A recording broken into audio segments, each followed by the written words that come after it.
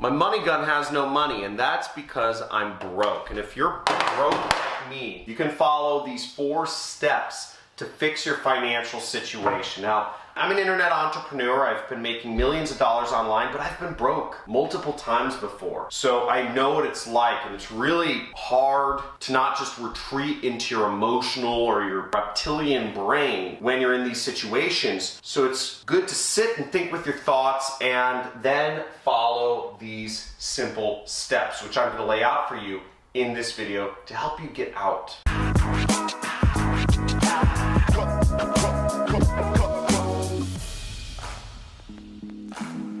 When you're struggling financially, it's hard. It's hard to think. It's hard to find a way out. You want a lottery ticket to just come up with the winning numbers, right? You want that miracle job offer to just appear and you get accepted for that great job making $5,000 or whatever it is a month. Or you just want that online business that you've been struggling with, right? That online business that you know can work, that miracle online business. It's gonna make you a lot of money just to work and just to feed money into your bank account, just stuff it in there, right? But let's be real, is that you can't rely on any of those situations. You have to figure something out. And the first thing you have to figure out is you have to be open, right? Because that miracle, if you've never been successful in your own business before, it's not something to rely on. First off, you need a money vehicle, okay? A money vehicle. You need a money vehicle, and that's either a job or a business.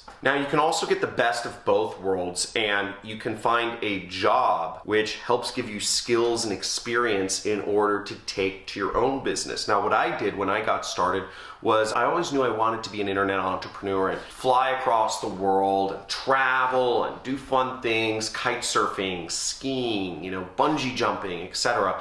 And I chose the path of both worlds. I got a job working for an internet business. So while I was working my job, I was learning 8 hours, 10 hours a day I was working. I was learning every single hour of the day skills that I could directly take over to my own business and make me money. This is the hardest one because it's managing your finances, tracking, budgeting, and making sacrifices. Now, a lot of folk do not want to track their finances. It seems like such a demeaning and patronizing thing to have to write down all of your purchases and write down where your money's going. But in fact, a lot of it can actually be very easy with apps like Mint, and there's phone apps that do all this for you if you're using credit cards and bank accounts for most of your purchases. And I would suggest using something like Mint, but whatever you use, track it. A lot of people want to skip that. It seems weird. But once you start tracking and you start seeing the trends month over month, you see where your money goes and you see where you can save and create budgets and make sacrifices. If you're guilty of not tracking, of not budgeting, of not sacrificing, if you're guilty of any one of these, even when you've been in a prickly situation, type in guilty in the comments below. And it's okay. We're all on the John Crestani channel here. It's chill, no judgments. But make sure you take this into account. Type in guilty if you are, because understanding what you're doing is the first step to making changes. Okay, now generally speaking, if you're creating a budget, this is a fairly rough budget, but the buckets I've created were necessities, long-term savings, financial freedom, education, and fun. Now what you can do is you can bucket things this way, but you want to create a budget. Write it down. Start analyzing your finances. Start actually looking at things. Now, most people, this will work out, but 60% for necessities, 10% for long-term savings, 10% financial freedom, 10% education, and 10% fun. Now, what are these buckets and what is their importance? You might be wondering. Well, necessities are things like rent. They're things such as food, maybe it's health insurance, etc. Whatever you consider a necessity, these are necessities. And be real, don't say fun is a necessity. Fun is fun category. Fun category is stuff like vacations, trips, eating out. Education is investing in your own self. You're not gonna grow, you're not gonna get to the next level if you don't invest in your education.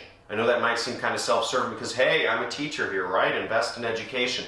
But let's be real here. Most people spend way too much money on education. Most people spend like In America, people spend $100,000, $200,000 to send each of their kids to college. That's out of control. Financial freedom is long-term investments. It's cash flow stuff. And this isn't a necessity in the beginning, but I include it in there because I think it's important. Cash flow things can be stuff such as bonds. They can be things such as real estate. Really, I look at them as stuff such as real estate. That's where I'm putting my financial freedom stuff in, income properties. And long-term savings in America, it's your retirement account. It's stuff you're not going to touch until you retire. And keeping a habit of always putting away 10% towards your retirement is a very good habit to get into. Now for me, my budget, it's a bit different than this. I'm in probably a different income tier than most people. I am in the 1%.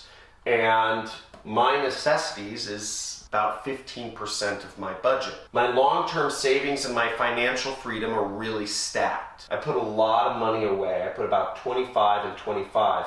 I put a lot of money away into savings and into retirement accounts because that's what I'm preparing for. I'm trying to get to the level, I'm still not there yet, where I can retire and literally live the rest of my life off of interest or cash flow. And I always invest in my education. I'm an education junkie. I spent $100,000 on a single mastermind this year, which may seem ridiculous to some people to spend $100,000, but I'm still within 10% of my budget. So I'm still maintaining the same budget that most people in the world are. If not, maybe I'm spending less because I don't have college debt. And the last thing you want to put your money into is a wealth vehicle. So again, that financial freedom money, that should go into something where you can get good cash flow from, you can get an income from.